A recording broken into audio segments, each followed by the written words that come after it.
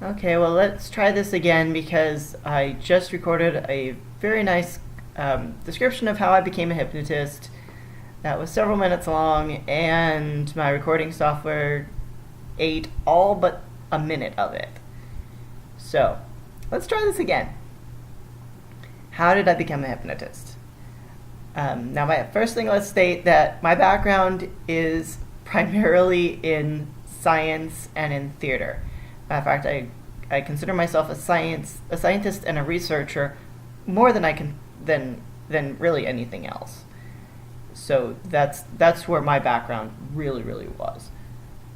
As far as my hobby, I did a lot of theater. I grew up in a family that my father was all science and engineering, and my mother was all theater. I come by it naturally, and honestly. You had to in order to keep your own sanity and to make every parent happy, you had to learn both, or else it would just be horrible. So not only did I get both of those backgrounds, both of which did do help in science in hypnosis, I also, of course, had my own background, and I grew up with a very new agey background. I don't like saying that because scientists, you don't really think of as being new agey. But I grew up I was born in 81, and a different side of my family was was a little bit more new agey. They came from Suriname and mediums and stuff. So I ended up also with a lot of books and a lot of reading material on stuff that was a little bit on the edge, a little bit fringe science. I learned biofeedback before I was out of elementary school. I learned how to control my own blood pressure, my own pulse, and things like that. That actually became a very good foundation for hypnosis training later. When I was in middle school is when I first actually learned about things that I now know are self-hypnosis. I actually read a book that was actually on UFOs and aliens, of all things. And they were talking about this one thing that the author did to help him with his insomnia. And I now know it was basically a progressive relaxation. And I had a really bad insomnia problem at the time. And I used that every night for a couple of years. So if nothing else, that caused me to to be fairly conditioned to progressive relaxations. In high school, the New Age thing was huge. It was huge in the 90s. And, past life regressions were, people were curious. And everybody and their brother were looking for subjects to play with. And I was not a hypnotist. I didn't identify as a hypnotist. I thought hypnosis was very interesting, but I was mostly, past life regressions. That's all you think about.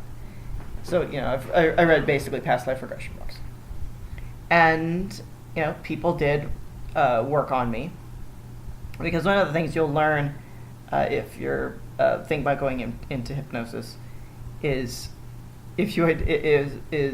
a lot of people are curious enough that a lot of lay hypnotists will say, look, I'm learning hypnosis. Can I do a past life regression on you so I can learn? And usually people are actually very willing to talk about that and let you do it.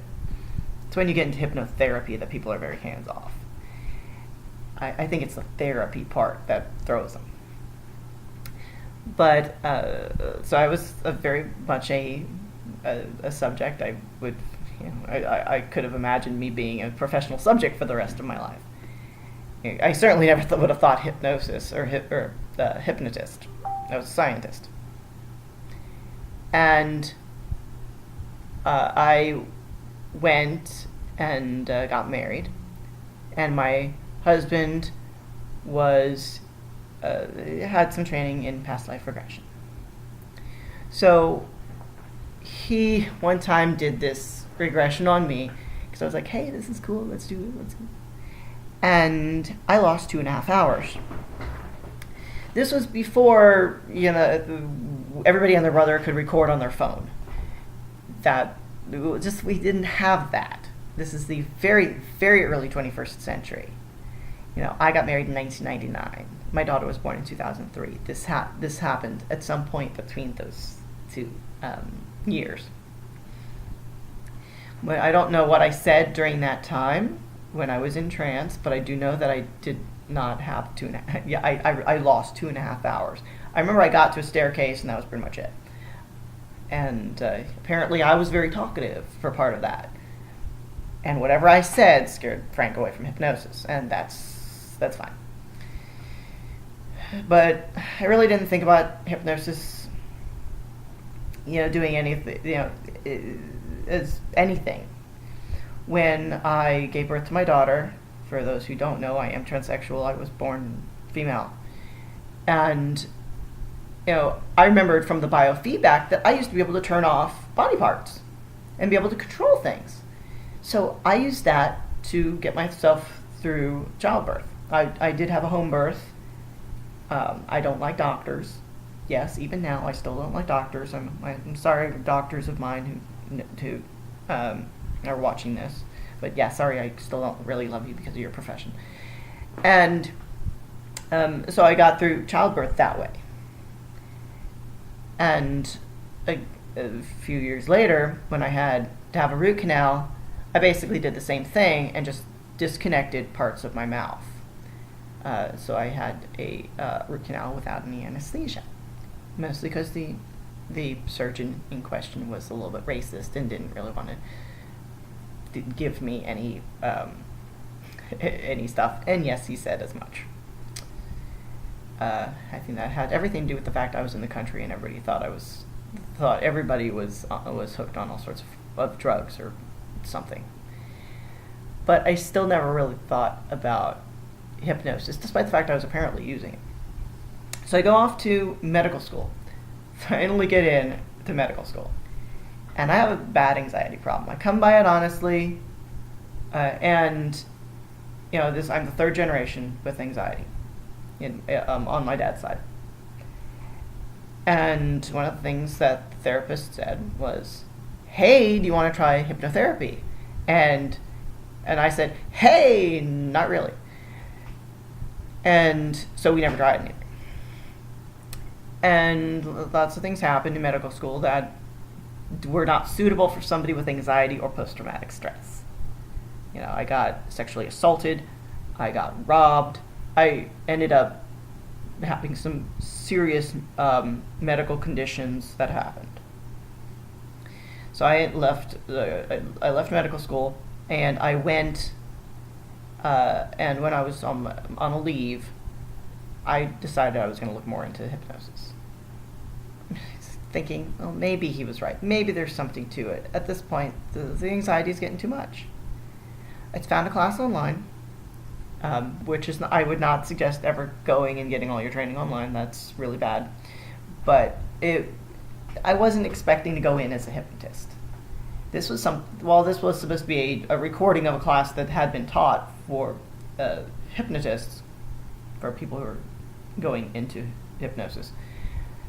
I was looking at it from the viewpoint of a somewhat scared client, and I went through this class, and apparently am still very, very susceptible to hypnosis, because one of the lectures, thank God this was recorded, because it took me like 5 times to get through it. Not that it was boring, but because I kept waking up on the floor.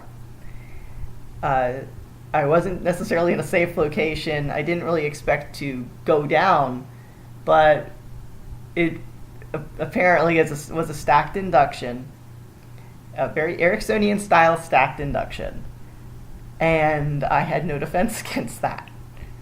And so I just went boop, and I was gone. I ended up getting through the class, through that particular lecture by contorting myself into some very, very uncomfortable positions. Apparently, I also kept missing the emergence command. So I was like, well, now that it did have a discussion about all the various questions and things that a lot of clients would be scared of, and they're actually trying to help reduce the fear. It explained a lot of my own fears. So they basically said, how do you do pre-talk? Which, if you watch the pre-talk videos, you'll see a lot of the questions and concerns I hit in those videos. So I go and okay, this has got to. There's something to this. This is awesome. Maybe this really will cure the situation. I go on to Psychology Today, and I look for hypnotists in my area. Hypnotherapists in my area. And there weren't that many. And I looked at the few that were there, and I found this one person that my subconscious was like, I like this guy, this guy is the guy. And my conscious mind's like, dude, I'm going to be the judge of who we go see. And I read through everybody's qualifications, and the guy that my subconscious was like, this is the dude. My conscious mind was like, yeah, well, he looks like he's actually got the best qualifications of anybody. And hey, it looks like he does the style of induction that knocked you out last time. So hopefully this will work. So we were going back and forth with him a little bit, and I was on his wait list. I was trying to get in, and the guy it was hard to get in. And he, as I was waiting on him, I was also searching for more hypnosis courses, so that were free, because I didn't want to fully commit yet. I wanted to learn more, still learn more. And I did take the HMI course, which is like 10 hours. And so me and the hypnotherapist kind of bonded because the fact I was trying to learn, and the man didn't even have to do a pre-talk. I was already like, dude, I really have no questions. I've gone through all these hours. The only question I asked him is, what are your qualifications? Because I had a suspicion as to where he got trained, but it didn't have anything confirmed. And when he said where he got trained, I was like, freaking knew it. And that was the only question I had. And we did the progressive, and he got me very, very comfortable. And I was like, oh my God, yes, please God, continue this. So he and I started to work together. He knocked out like almost all my anxiety, most of my post-traumatic stress, and a lot of other fun stuff that he knocked out. And I'm always going to be grateful to Paul for that. And so I also had this other therapist, a normal boring therapist. He's really the most boring therapist I've ever met in my entire life. And I went and actually brought my poor husband back into a counseling session. And my therapist, that therapist, actually was the one who brought up the fact that that I needed to go take advanced hypnotherapy courses. So he convinced my husband to do it. He basically flat out said, this is what's going to happen. You're going to pay for Mel's courses. Now, the therapist in question did not tell me this prior. So my eyes were just like, are you serious? Are you joking? And the next time we had a therapist appointment alone, he was like, you need a plan B in case this medical school thing doesn't work out. And from, you seem to really be enjoying this. You can be the poster child for this because you've done so well just as you being a client. You will be able to build much more rapport with your clients if you go into this. Plus, from what your hypnotherapist is saying, you seem to have a talent for it. And there's something to be said for that. He also said, this is a good part-time job, if assuming you are still in medical school, and you can actually use this in medical school. And if medical school doesn't work out, this is a skill set that's not super common, and it can be very helpful in other things.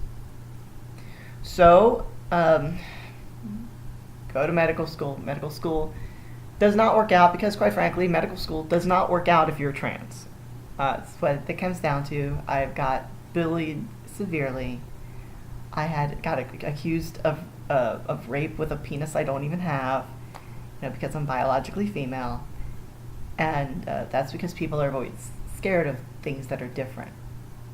So people made up a lot of stories. And so I left medical school just because at a certain point you can't stand the bullshit. If I want to deal with that type of thing, I can do something else. Now, if you you might be wondering, okay, well, so you just jumped into being a hypnotist, and the answer is kind of. I ended up going off and becoming an EMT because I already had an EMT license, and I was doing that, and that gave me some opportunity to practice. And every time I wasn't on shift, I was working on my HMI courses. I did some clinical internship on the back of that ambulance, dealing with a paranoid schizophrenic with active SI. Well, he didn't have active SI after I got a hold of him and had to do an induction. Because I was the only one back there, and it was basically he was either going to kill himself or he was going to kill me. So it ended up being a safety situation. Technically speaking, that is kind of out of the scope of an EMT, but it's all basically voice control. So he calmed down, and it probably actually did save his life on the 3-hour drive down to Macon. So I went off and finished my training, started my internship, finished my internship, started my own private practice, and I've been a hypnotist ever since. And I do a lot of work with medical because that's also a huge part of my background. So I hope this was informative. I hope that my software actually recorded it this time. This actually went a little bit longer than I did the first time. But I hope that this was informative to somebody or whoever. Thank you. Bye.